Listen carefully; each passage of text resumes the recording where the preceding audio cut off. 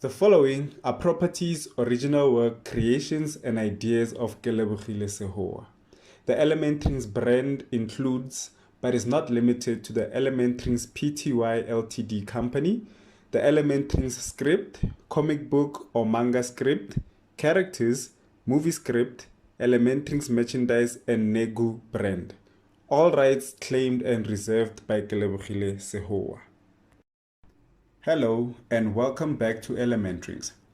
We are going to continue from where we left off, but before that, a quick recap. Meru, one of the 4 beings in space, was ordered by his brothers to retrieve his rings. He wanted them to accompany him to retrieve them, but they refused due to pressing conditions. Meru then turned himself into an asteroid and traveled to Earth, a place he calls home. What could he mean by this? Keep following the story to find out. Before we continue, please check out the previous video so you are all caught up.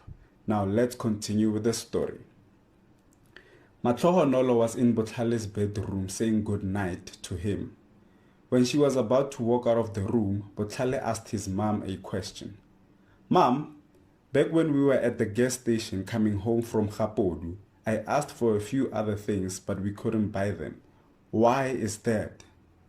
Matlohonolo looked at Botlhale with a soft expression and explained, Your father and I have to pay the mortgage, honey, so we have to be mindful of our spending no matter the amount.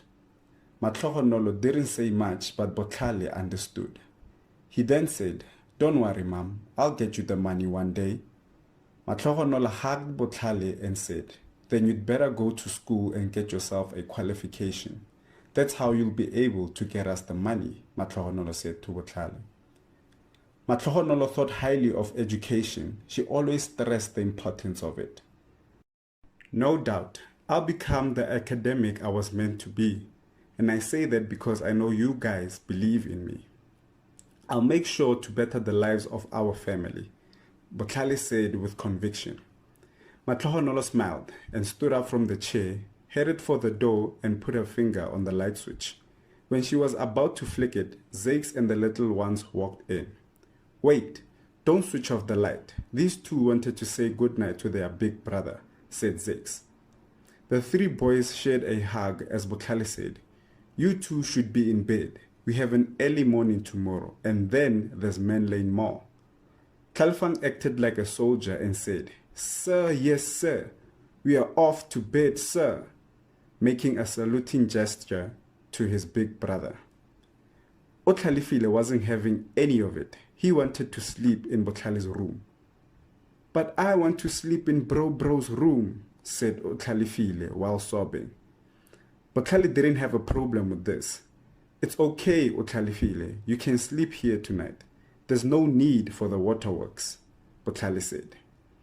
Otlalifile, you are going to let me sleep alone tonight? Kalifang asked.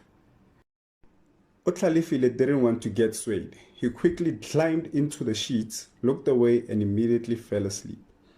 Everyone laughed at Otlalifile's actions while leaving the room. Zakes made sure to switch off the light before he closed the door. They all went to sleep until the next morning. It was now Friday.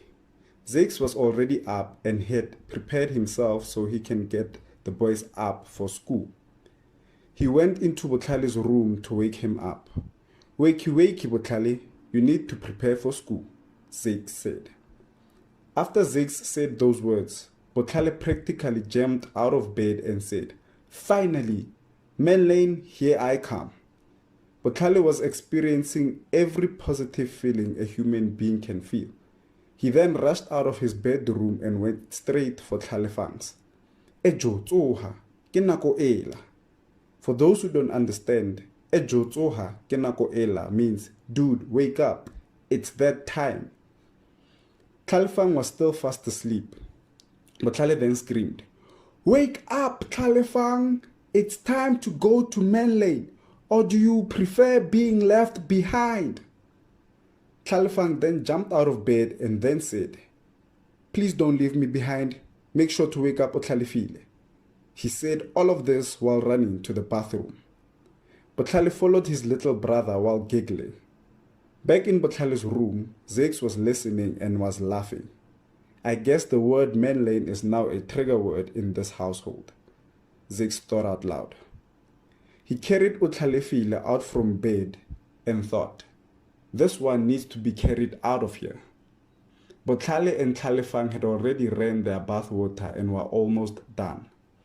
Zakes and Utlalefile entered the bathroom. Tlalefang realized that Utlalefile was still half asleep. He knew what to do for this little predicament. Utlalefile, listen to me. Wake up right now or you'll be left behind when we go to Menlyn Mall. The weirdest thing happened and Utlalefile jumped out of Zakes' arms, took his toothbrush, put on the toothpaste and started brushing his teeth while still asleep. They all laughed at what was happening. Zakes looked at his boys and saw how much of a unit they are, and he loved it. 30 minutes went by and the boys were now in the kitchen, all of them fully awake and in their school uniform. They were now eating breakfast with their dad.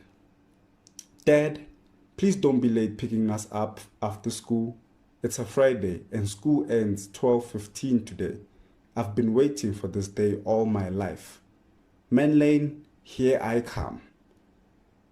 Zakes had a serious face after hearing what Botlhale just said, and he said, I'm afraid we are not going there anymore. The boys looked into their father's eyes and realized that he was serious. This broke their hearts. Tlalefang and Utlalefile both said, but we have to go. Big bro really wants to go there more than anything. Botlhale was the saddest of them all, and his brothers made a case for him. But you promised, Botlhale said softly while looking down. Zakes saw this and he thought, they really are united. He laughed and said, I'm just kidding. It's a joke. Of course we are still going. Of course I'll be picking you guys up and I won't be late. Immediately after Zakes set things right, the school transport arrived and sounded the hooter. The boys came out of the house running towards their transport. Zakes followed them to their transport to inform Uncle Phil not to pick them up after school. Uncle Phil asked, Menlyn? Zakes laughed and replied, you know about that too? Uncle Phil laughed too and said, it's what they've been talking about since after the long weekend. Zakes and Uncle Phil laughed as Uncle Phil drove off. The transport passed by Mushidi, who was walking to school, and she waved at it, and Botlhale waved back from the inside. And that's the end of the 9th release. As you all heard, the boys were too excited about going to Menlyn Mall after school. The word Menlyn had become somewhat of a trigger word in their home. Be sure to turn on your notification bells so you don't miss the next release.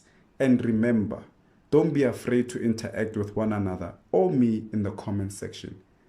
That will improve the overall experience of the story for all of us. Thank you for tuning in and bye for now.